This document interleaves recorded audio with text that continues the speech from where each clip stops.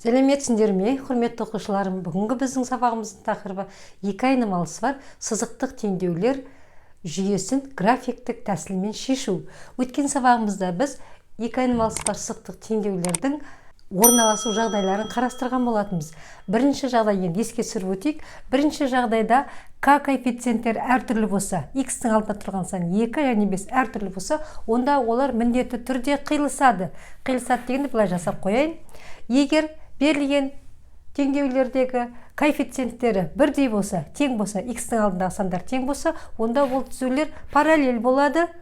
Ал егер де берілген теңдеулердегі мына жерде мынаны ескерейікші, y тең минус 6x плюс 5 қой, соның теңдіктің екі жақ бөлігінде бір санға көбейтсе, немесе бірдей санға бөлсе, сол кезде теңдеу былай өзгереді ғой. 2-ге көбейтті мына теңдеуді, 2y тең минус 12x плюс 10. Яғни бұндай жағдайда теңдеулер жиыны беттеседі, біреу болып кетеді. Беттеседі дегенде қалың қылып қояйын. Соған сәйкесті, егер қиылысса бір шешімі болады, яғни жауабы болады. X-y координатының жауабын жазады. Ал параллель болған кезде олардың шешімдері жоқ болады. Ал егер екі түзу бірінің үстіне бір беттесе, шексіз көп шешім болады деп былай белгілеп қояйық. Қазір 24-те 5-ші есептің шығару жолын көрсететін боламын. Жүйеде екі теңдеу берілген, y тең 2x, y тең 2 плюс x. Бірінші y тең 2x функциясы үшін кесте толтырайық. 0, 0, яғни y тең 2x, kx түрінде берсе, ол координатаның бас нүктесі арқылы өтеді. 1 берсек, 1-де 2-ге көбейтсек 2. Бірінші функциямыздың графигін салайық қазір. X-қа 0 бердік, 0, міне координата бас нүктесі арқылы өтеді. X-қа 1 берсек, y-ға 2, 1, 2. Неке екеуінің қиылысқан жері бізде мына нүкте. Осы екі нүктені бастырып, y тең 2x функциясының графигін салайық. Келесі y тең 2 плюс x функциясының графигін салайық. Мына функцияның кестесі. y тең 2 плюс x. Мен өткенде түсіндіріп айттым, балалар. Бүйтіп 0-ден 0 деп крестик қойып отырамыз. X-қа 0 берген кезде y-тің қасындағы бос коэффициент өзі шығады. Мына жерде былай да жазуға болады ғой, x плюс 2 деген екеуі бір нәрсе. Біз енді x-ті бірінші жазып үйрендік қой. Екінші, x-ның орнына қандай сан қойғанда y 0-ге тең болатындығын табу үшін мына берілген теңдеуді шешу керек. 0-ге теңестіріп. Бұдан x тең минус 2-ге.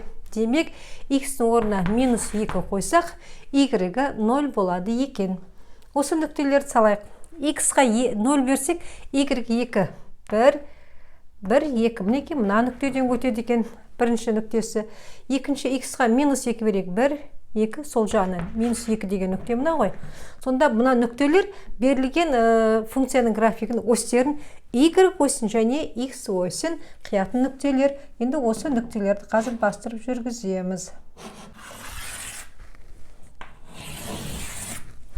Бізде мына екі график мына нүктеде қиылысты. Осы қиылысу нүктесінің x-ін және y-ін табамыз. X 2, y-ға 1, 2, 3, 4-ке келді. Демек, мына берілген теңдеулер жүйесінің жауабы мына жерге жауап деп жазып қойық. X 2, y-ға 4. Тексеруге де болады. X-ның орнына 2 қойсақ, 2-ні 2-ге көбейтсек 4. Бірінші теңдеуді қанағаттандырып тұр. X-ның орнына 2 қойсақ, 2-ні 2-ге қоссақ 4. Екінші теңдеуді де қанағаттандырады. Яғни бұл жағдайда берілген функциялар графиктері қиылысып тұр. Келесі шығаратын есебіміз 24-те 6-шы есеп. Теңдеулер жүйесі берілген. Қазір осы теңдеулер жүйесіндегі бірінші және екінші теңдеуді y тең kx плюс v түріне келтіруіміз керек график салу үшін. Әрі қарай жалғастырамыз. Y-ті теңдіктің сол жағында қалдырамыз. Y тең x минус x болып оң жаққа көшеді. Сонда мына түрге келеді. Келесі минус y тең x-ті теңдіктің оң жағына шығарамыз. Минус x плюс 1.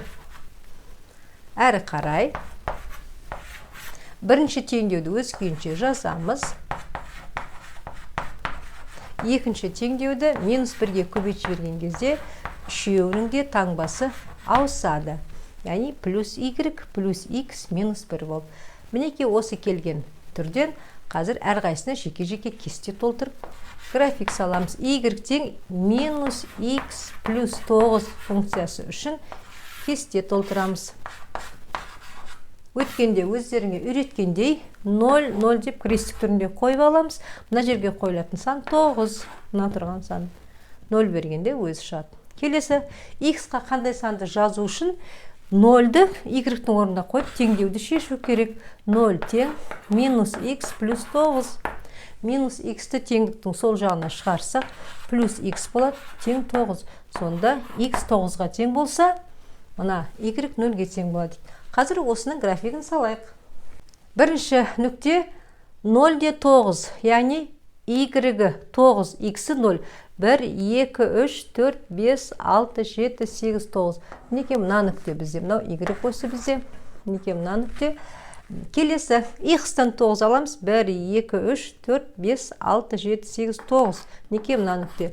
Демек, осы екі нүктені бастырып қоссақ, бірінші функцияның графигі шығады. Яғни бізде координата осьтерін қиятын нүктені тапсақ, бізде график неғұрлым дәл шығады бізде.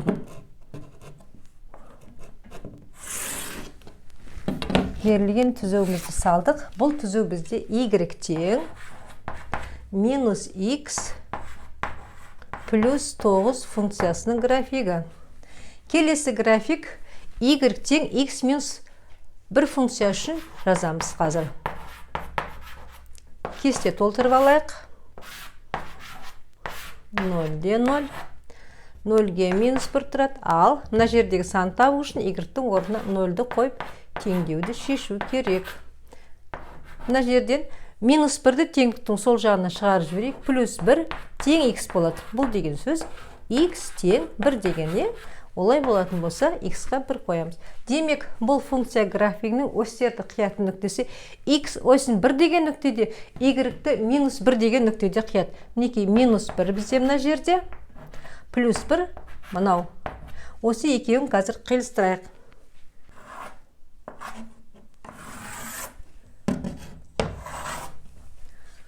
Ал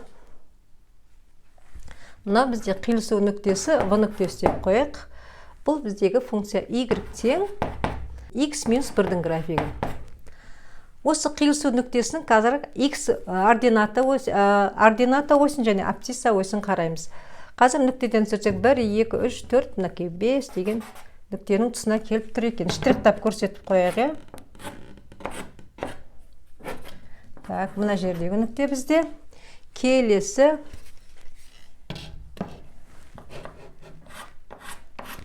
y-ге көрсетіп қойдық. 1, 2, 3, 4. Мынаған 1, 2, 3, 4, 5. Демек, v нүктесінің координатасы x-ті 5 деген нүктеде болады екен, y-гі 4 деген нүкте екен. Демек, есептің жауабы бізде 5-те 4. Жауабы 5-те 4. Тексерсек те болады. Мына тұрған x-ті 5-тің орнына, y-тің орнына 4 қойып тексерейік. 5 қосу 4, 9 дұрыс. 5 азайту 4 тең 1. Яғни, теңдеулер жүйесін біз графиктік әдіспен шештік. Мінекей мына түзулер әрқашан жалғаса береді. Келесі есеп бізде с деңгейдегі 24-те 9-шы есеп. Егер а нүктесі координатасы x0, y0 нүктесі болса, теңдеулер жүйесінің шешімі осы болған жағдайда 7x бізге мынаны тап деп тұр екен. Мынадан кейін мынаны тап дейді. 7x0 плюс 3y0 өрнегінен қанша шығады, соның мәнін тап дейді. Дәл осыған ұқсас есептер бізде ұбт-да келеді. Алдыменен мына x0, y0 деген мына теңдеудің шешімін табу деген сөз. Осы теңдеудің шешімін тап, соның x, y-ін тап деген. Мына жерден бізде балдар графиктік әдіспен шығар деп тұрған жоқ. Кез келген әдіспен, бұрынғы білетін әдісімізбен шығара берейік. Енді бізге мына жерге не бар? Қосу әдісін пайдаланған ыңғайлы, иә? Демек, не жасаймыз? бірінші теңдеуден y-ті жоятын болсақ, 2 мен 3-ке ортақ бөлім 6 ғой. 6-ны 3-ке бөлсек 2. Екінші теңдеуді, енді таңбасын қарама қарсы қылайық, минус 3-ке көбейтейік. Сол кезде біздің теңдеу қандай түрге болады? Яғни әрқайсысын 2-ке көбейтіп шығамыз ғой. 14x минус 6y тең минус 2. Екінші теңдеуді минус 3-ті 14-ке көбейтсек, минус 42x плюс 6y минус 3-ті көбейтеміз 3-тен 2-ге. Сол кезде минус 3 пен мына плюс 3 қысқарып кетеді. Бізде не қалады? Минус 2 қалады. Жүйені жабамыз. Әрі қарай енді қосу әдісін пайдаланамыз. Бірінші сол жақтарын қосар. 14 минус 42 бізде болады. Минус 28x болады. Y-тар жойылып кетеді. Тең минус 4. Минус 2-ке минус 2-ні қосамыз. X тең минус 4-ті минус 28-ге бөлеміз. Сол кезде минус плюс болады ғой. 28 қысқартамыз. 7. Демек, x бізде 7-ден 1-ге тең болды. X-іміздің мәні тең 7-ден 1-ге. Осы мәнді апарып бірінші теңдеуге қояйық. 7 көбейту 7-ден 1 минус 3y тең минус 1. 7-лер қысқарып кетеді. 1 минус 3y тең минус 1. Минус 3y тең минус 1.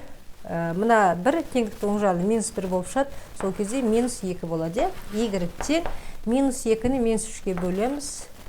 Плюс 3-тен 2. Сонда Y-іміз тең болды 3-тен 2-ге. Жаңағы мына есептегі біздің x нөлевой дегеніміз 7-ден 1 ғой. Солай түсінеміз. X нөлевой тең 7-ден 1. Есептің шартындағы теңдеудің түбірлерін жаздайды. Y нөлевойымыз тең болды 3-тен 2-ге. Қазір мына қосу амалын орындап шығамыз. 7 көбейту x нөлевойдың орнына 7-ден 1-ді қоямыз. Плюс 3 көбейту y нөлевойдың орнына 3-тен 2-ні қоямыз. Тең 7 мен 7 қысқарады, 3 мен 3 қысқарады. Не қалды сонда? 1 плюс 2 тең 3. Демек, мына теңдеуді шешіп, сол теңдеудің түбірлерін бірінші x-ті 7-ге көбейтіп, екінші түбірін 3-ге көбейтіп қосқан кезде шығатын сан 3-ге тең екен. Яғни есептің жауабы 3 болады екен. Неке құрметті оқушылар, осымен біздің бүгінгі сабағымыз аяқталды. Сабақ өте қызықты. Біздің сабақтарымыз ұнаса, арнаға тіркеліп, қоңыраушаны басуды ұмытпаймыз. Біздің әрбір сабағымыз үнемі достарыңызбен, таныстарыңызбен, сыныптастарыңызбен бөлісе отырыңыздар. Біздің келесі сабағымыз y тең ax квадрат функциясының графигі деп аталады. Келесі сабақты жіберіп алмас үшін бізбен бірге болыңыздар. Келесі сабақта кездескенше.